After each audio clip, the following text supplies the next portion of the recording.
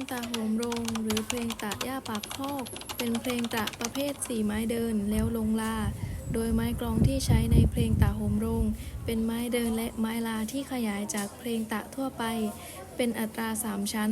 และเพลงตะโหมโรงเป็นหนึ่งในชุดของโหมโรงเย็นเพื่อเชิญเทพพยดาและสิ่งศักดิ์สิทธิ์มาร่วมงานเพื่อเกิดความเป็นสิริมงคล